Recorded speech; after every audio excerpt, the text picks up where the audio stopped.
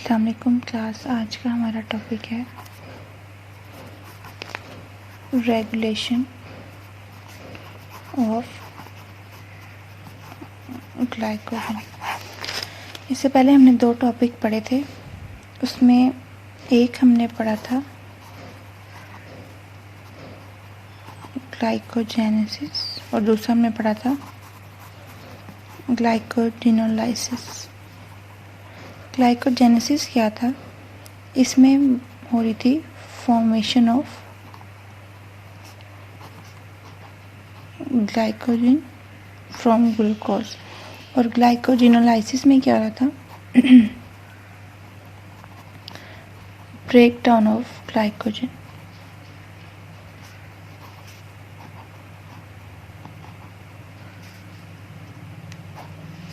ठीक है, हमने इन दोनों की रेगुलेशन नहीं पढ़ी थी। मैंने आपको लास्ट लेक्चर में बताया था कि इनकी रेगुलेशन थोड़ी लेंथी है, डिटेल में है, तो हम वो नेक्स्ट टॉपिक में पढ़ेंगे। तो आज हम दोनों की रेगुलेशन देखेंगे कि कैसे रेगुलेट करता है, इसमें ओवरऑल ग्लाइकोजन की रेगुलेशन कैसे होती है। कुछ मैकेनिज्म इसमें इन्वॉल्व हैं ग्लाइकोजन की रेगुलेशन में। एक है एलोस्टेरिक मॉडिफिकेशन, दूसरा है कोवलेंट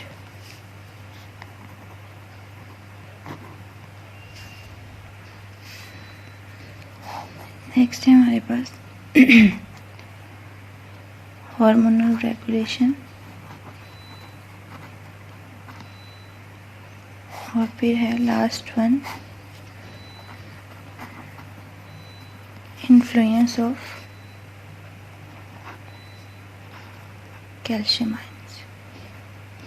ठीक है, एलोस्टेरिक मॉडिफिकेशन आपने बायोकेमिस्ट्री 1 में पढ़ी होगी, मैंने डिटेल में पढ़ाई थी। एलोस्टेरिक मॉडिफिकेशन में क्या होता है, इसे हम कहते हैं, या इसको एलोस्टेरिक रेगुलेशन या मॉडिफिकेशन कह सकते हैं। इसमें एक एंजाइम के साथ अगर कोई इफेक्टर मॉलिक्यूल्स आके अटैच होता है, तो वो आके अटैच होता है अदर देन एक्टिव साइट। ठीक है, ये फैक्टर्स क्या करेगा, ये जिस तरह से अटैच होगा उस साइट पे, जो एंजाइम पे एक्टिव साइट के अलावा जो साइट होगी, ये फैक्टर्स मॉलिक्यूल इनहिबिटर भी हो सकते हैं और ये फैक्टर्स इनहिबिटर भी हो सकते हैं और एक्टिवेटर भी। ठीक है, ये एंजाइम की जो रेगुलेशन है, या एंजाइम जिस तरह से काम कर रहा हो, एंजाइम की एक्टिविटी को इन्हांस भी कर सकते हैं और इनहिबिट भी कर सकते हैं। जब इनहिबिटर अटैच होगा तो वो ऑटोमेटिकली एंजाइम को इनहिबिट कर देगा, और जब इसमें एक्टिवेटर अटैच होगा तो वो एंजाइम को एक्टिवेट कर देगा। ठीक है, जो हमारे पास कोवलेंट मॉडिफिकेशन है, इसमें कोवलेंट मॉडिफिकेशन में हमारे पास ऑल्ट्रेशन होती है। ठीक है, यह मॉडिफिकेशन होती है एक स्पेसिफिक अमीनो एसिड में, या आप कह सकते हैं कि कोई केमिकल चेंजेस आती हैं। जैसे हम कह सकते हैं फॉस्फोरिलेशन का प्रोसेस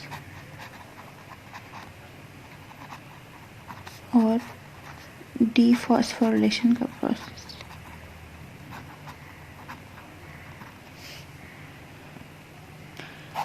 नेक्स्ट हमारे पास हार्मोनल रेगुलेशन। हार्मोनल रेगुलेशन में हमारे पास डिफरेंट हार्मोन्स होते हैं, वो रेगुलेट करते हैं किसी भी मैकेनिज्म को।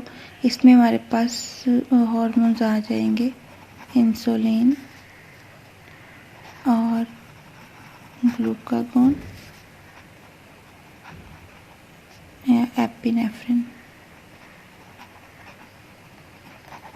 ठीक है, और जो फोर्थ मैकेनिज्म है वो हमारे पास है इन्फ्लुएंस ऑफ कैल्शियम आयन, मतलब कैल्शियम आयन की वजह से इस मैकेनिज्म पे ग्लाइकोजन की रेगुलेशन पे क्या इफ़ेक्ट हो रहा है, वो हम डिटेल में पढ़ेंगे। जो रेगुलेशन है ग्लाइकोजन की, उसमें हमारे पास 2 एंजाइम इन्वॉल्व होते हैं, 2 ही मेजर स्टेप्स इन्वॉल्व होते हैं और 2 मेजर हार्मोन इन्वॉल्व होते हैं।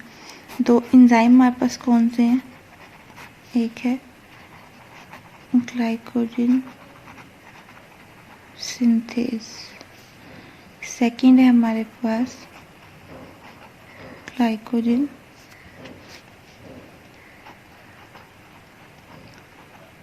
फॉस्फोराइलेज। ठीक है, 2 स्टेप्स हमारे पास कौन से हैं? एक है फॉस्फोराइलेशन और एक है डीफॉस्फोराइलेशन। हार्मोन्स हमारे पास इंसुलिन एंड ग्लूकागोन इन्वॉल्व है। जो इंसुलिन है वो ग्लूकोज लेवल को कम करता है, जो ग्लूकागोन है वो ग्लूकोज लेवल की फॉर्मेशन में हेल्प करता है। अब हम फर्स्ट जो मैकेनिज्म है उसको देखेंगे, एलोस्टेरिक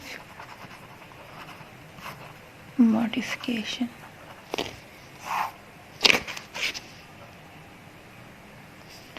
एलोस्टेरिक मॉडिफिकेशन में क्या होगा? हमारे पास कुछ मेटाबोलाइट्स हैं जो एलोस्टेरिकली रेगुलेट करते हैं ग्लाइकोजन सिंथेज की एक्टिविटी को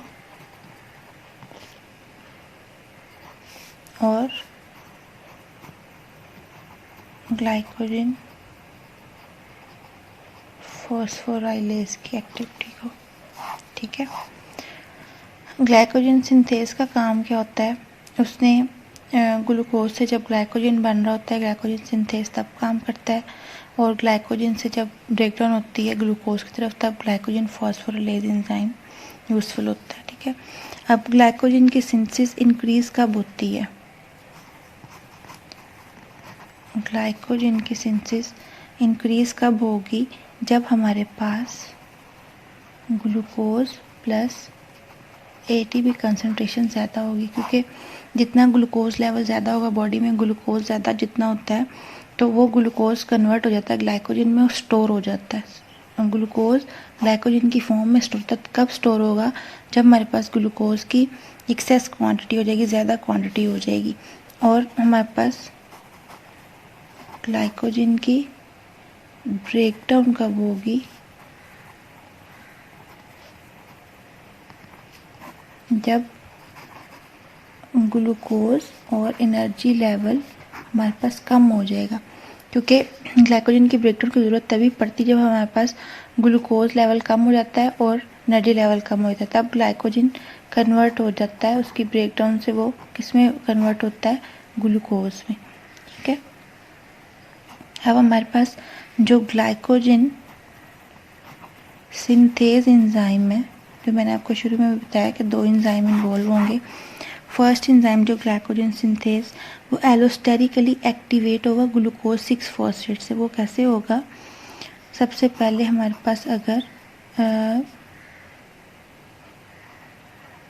ब्लड में शुगर लेवल ज़्यादा है या ग्लूकोज ज़्यादा है तो वो ग्लूकोज कन्वर्ट होता है ग्लूकोज 6 फॉस्फेट में। ठीक है, जब ग्लूकोज 6 फॉस्फेट और एटीपी की क्वांटिटी ज़्यादा हो जाती है तो ये हमारे पास कौन सा प्रोसेस चल रहा होता है? एक ग्लाइकोलिटिक पाथवे चल रहा होता है, इसमें ग्लूकोज कन्वर्ट हो रहा होता है ग्लूकोज 6 फॉस्फेट में। ठीक है, जब ज़्यादा क्वांटिटी होगी ग्लूकोज 6 फॉस्फेट की, एक एडिक्वेट क्वांटिटी हमारे पास आ जाएगी, तो क्या होगा? हमारे पास ये ग्लूकोज 6 फॉस्फेट एक्टिवेट कर देगा किस एंजाइम को?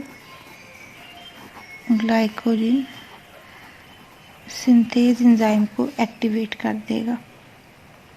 ठीक है, फिर ये ग्लाइकोजन सिंथेज एंजाइम क्या करेगा? ये ग्लूकोज 6 फॉस्फेट को कन्वर्ट कर देगा ग्लाइकोजन में, और ये ग्लाइकोजन हमारे पास स्टोर हो जाएगी। ग्लाइकोजन सिंथेज हमारे पास एक्टिव कब होगा?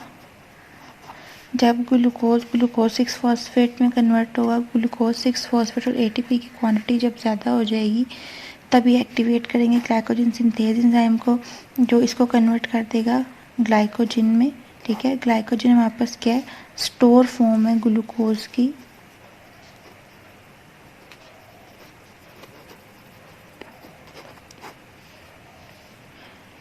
और ग्लूकोज 6 फॉस्फेट की जब क्वांटिटी ज़्यादा होती है तो वो ग्लाइकोजन सिंथेज एंजाइम को तो एक्टिवेट कर रहा होता है, लेकिन ऑन द अदर साइड ये इनहिबिट कर रहा होता है ग्लाइकोजन फॉस्फोराइलेज एंजाइम को, ठीक है। ग्लाइकोजन फॉस्फोराइलेज एंजाइम को ये इनहिबिट कर रहा होता है। अब ये हमारे पास क्या, ये एक एलोस्टेरिक मैकेनिज्म है जिसमें एक टाइम में एक चीज़ एज ए एक्टिवेटर भी काम कर रही है और एज ए इनहिबिटर भी, ठीक है। ये एक्टिवेट किसको कर रही है, ग्लाइकोजन सिंथेज को, और इनहिबिट किसको कर रही है, ग्लाइकोजन फॉस्फोराइलेज को। और जो हमारे पास ग्लूकोज की, अगर ये जो हमारे पास फ्री ग्लूकोज होता है लीवर में, वो भी एज ए इनहिबिटर काम करता है ग्लाइकोजन फॉस्फोराइलेज के लिए, ठीक है। जो ग्लूकोज हमारे पास फ्री होता है लीवर में, वो भी एक एलोस्टेरिक इनहिबिटर के तौर पे काम करता है। इनहिबिट किसको करता है, ये ग्लाइकोजन फॉस्फोराइलेज। सेकंड हमारे पास जो है वो है regulation of glycogenesis by covalent modification। Covalent modification का पहले मैंने आपको थोड़ा सा बताया, अब हम डिटेल में देख लेते हैं। हमारे पास दो एंजाइम है जो ग्लाइकोजेनेसिस में हमारे पास मेजर एंजाइम है, वो है ग्लाइकोजन सिंथेज एंजाइम, ठीक है। ये दो स्टेट में होता है, मतलब दो डिफरेंट स्टेट्स में प्रेजेंट होता है। एक होती है इसकी फॉस्फोलेटेड स्टेट और एक होती है डी फॉस्फोलेटेड स्टेट। अब ये डी फॉस्फोलेटेड स्टेट में होता है हमारे पास एक्टिव, और फॉस्फोलेटेड स्टेट में ये इनएक्टिव होता है हमारे पास। और इसका काम क्या होता है, इसने क्या करना होता है, ग्लूकोज को कन्वर्ट करना होता है ग्लाइकोजन में, ठीक है। अब इसका काम क्या हमारे पास, इसकी एक्टिव स्टेट हमारे पास है डीफॉस्फोलेटेड स्टेट और इनएक्टिव स्टेट है हमारे पास फॉस्फोलेटेड स्टेट, ठीक है।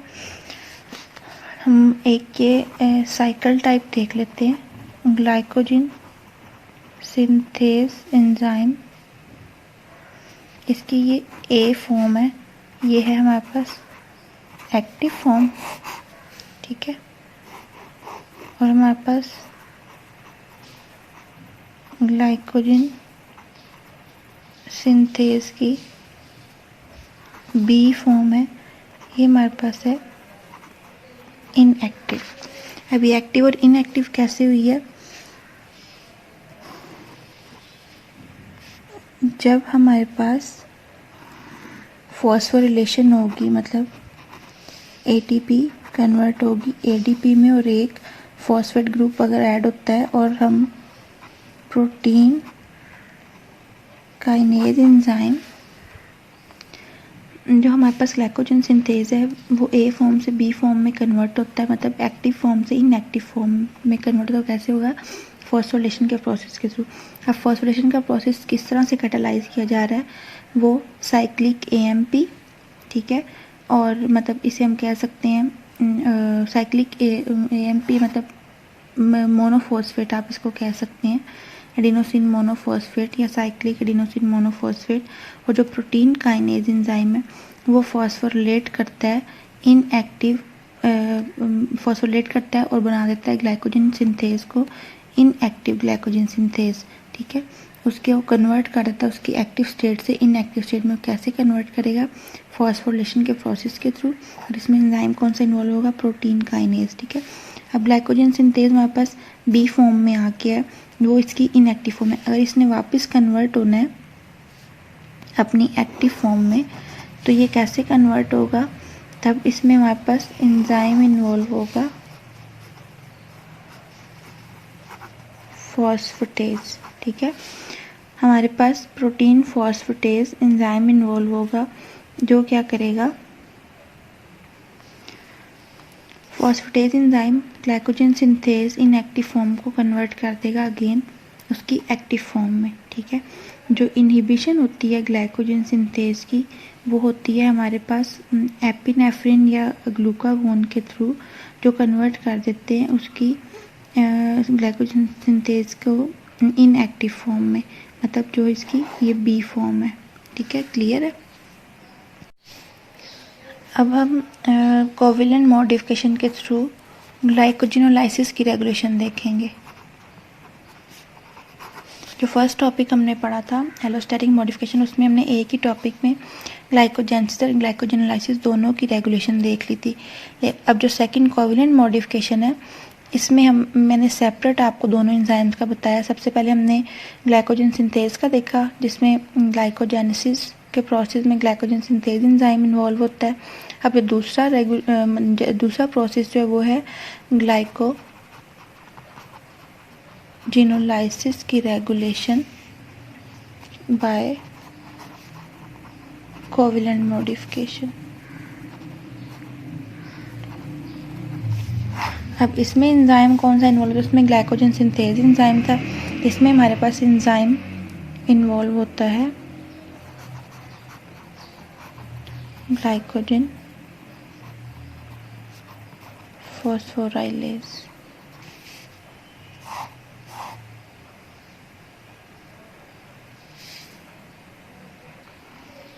अब इसमें ग्लाइकोजन सिंथेज से रिवर्स प्रोसेस है, इसकी भी फॉस्फोरिलेशन और डीफॉस्फोरिलेशन स्टेट है, लेकिन ये अपनी फॉस्फोरिलेशन स्टेट में एक्टिव होता है और डीफॉस्फोरिलेशन स्टेट में इनएक्टिव होता है। अब ग्लाइकोजन फॉस्फोरिलेज एक्टिव कैसे होगा, जैसे हमने ग्लाइकोजन सिंथेज का पढ़ा कि उसमें साइक्लिक एएमपी और प्रोटीन काइनेज एंजाइम जो होते हैं वो ग्लाइकोजन फॉस्फोरिलेज को फॉस्फोरिलेट करेंगे या उसकी एक्टिव फॉर्म में लेके आएंगे। ये उस तरह ही मैं साइकिल की फॉर्म में आपको बता देती हूँ। फॉर एग्जांपल हमारे पास है ग्लाइकोजन फॉस्फोराइलेज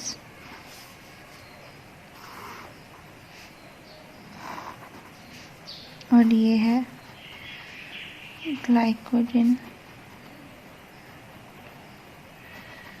फॉस्फोराइलेज। ये ए स्टेट है, ये बी स्टेट है, ये एक्टिव फॉर्म है। इस पे किस तरह कन्वर्ट हो रहा है, फॉस्फोराइलेज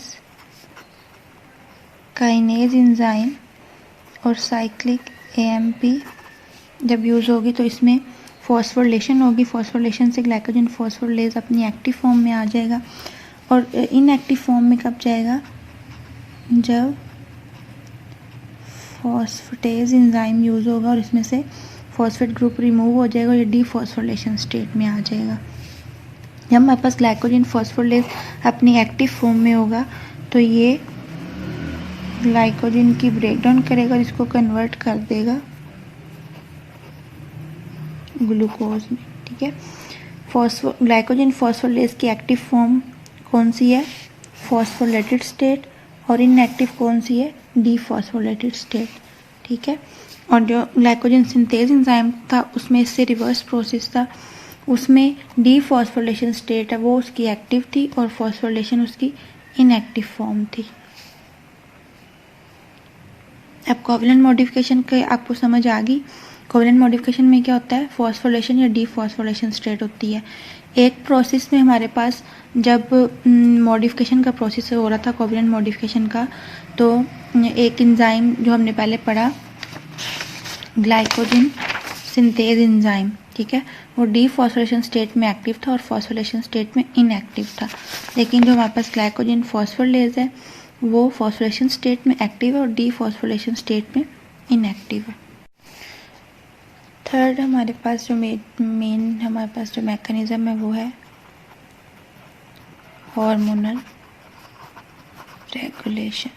मैंने आपको पहले भी बताया कि दो हमारे पास मेजर हार्मोन है, इंसुलिन एंड ग्लूकागोन।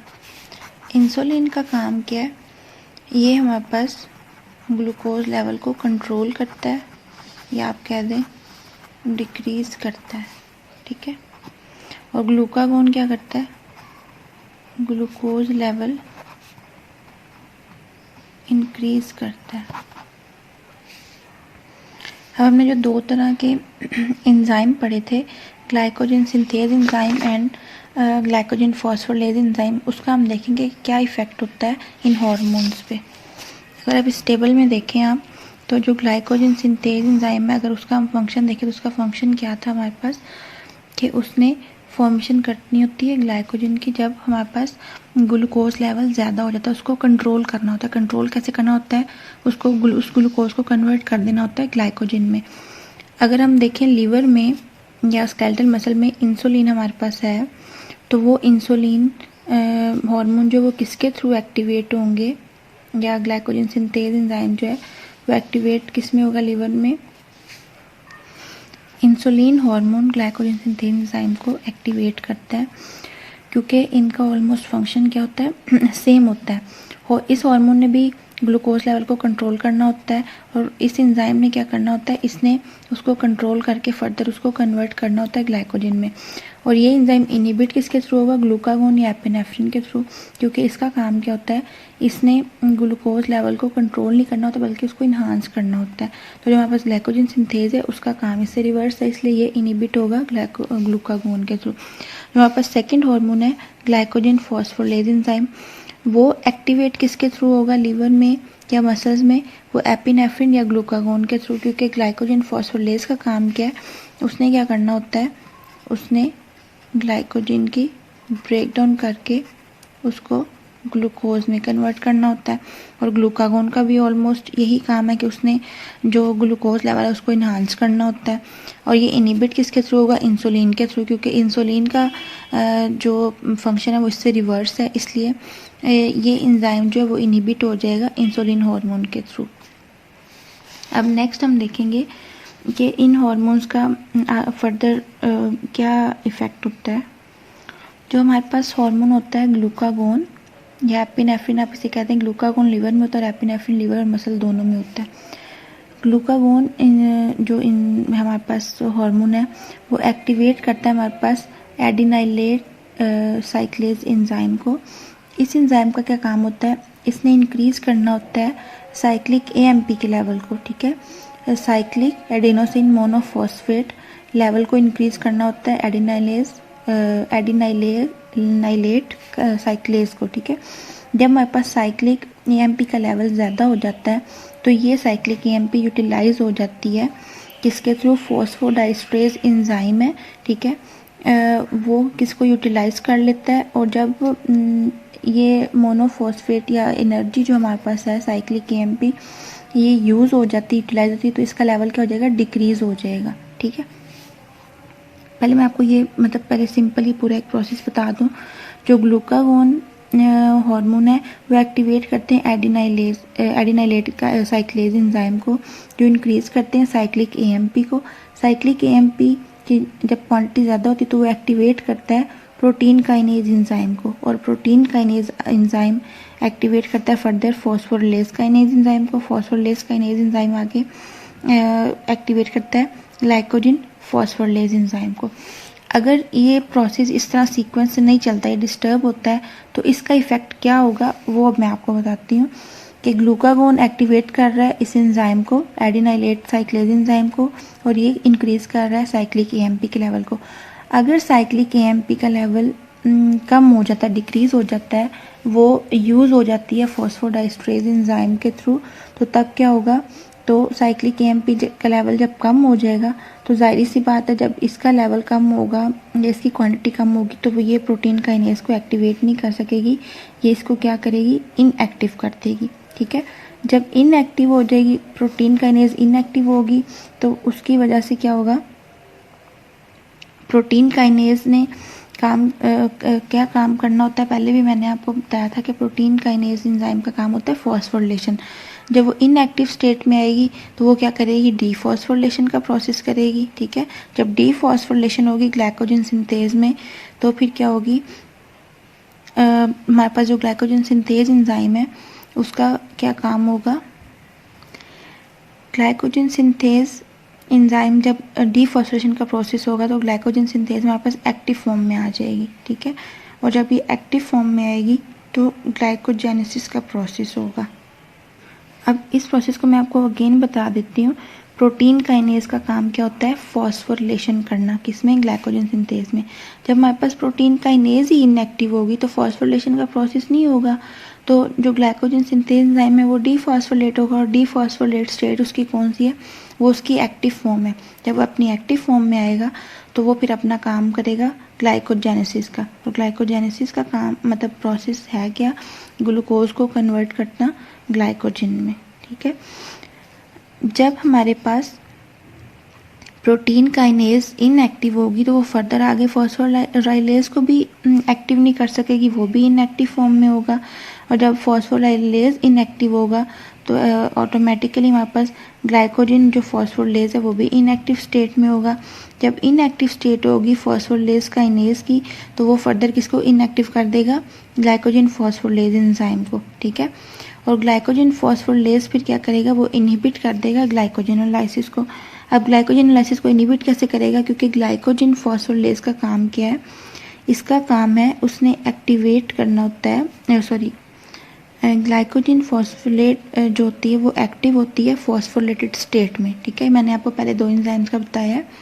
जो हमारे पास ग्लाइकोजन सिंथेज एंजाइम है उसका काम वो क्या होता है? वो डीफॉस्फोलेटेड स्टेट में एक्टिव होता है, ठीक है।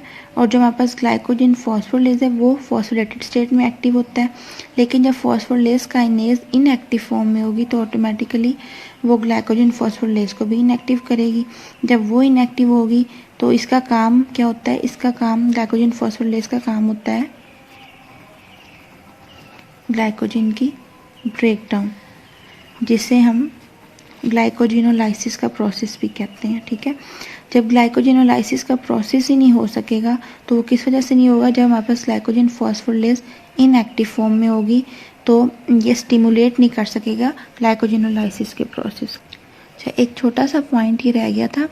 प्रोटीन काइनेज का हमने ये तो कह दिया कि वो इनएक्टिव फॉर्म में होगी तो तब क्या होगा, लेकिन जब प्रोटीन काइनेज एक्टिव फॉर्म में होगी और फॉस्फोरिलेशन का प्रोसेस हो जाएगा ग्लाइकोजन सिंथेज में तो क्या होगा? तब हमारे पास glycogen synthase active form inactive form में आ जाएगा और उसका फंक्शन ब्लॉक हो जाएगा। फंक्शन उसका क्या है? ग्लूकोज को कन्वर्ट करना ग्लाइकोजन में।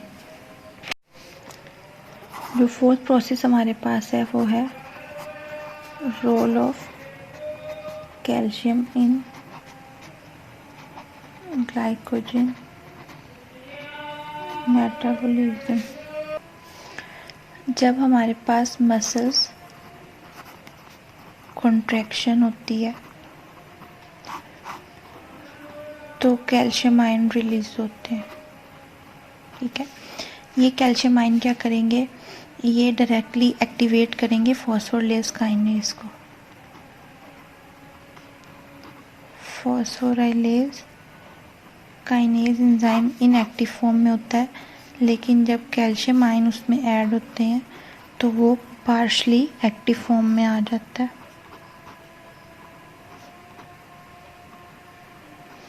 पहले ये था इनएक्टिव, फिर ये पार्शली एक्टिव हो गया,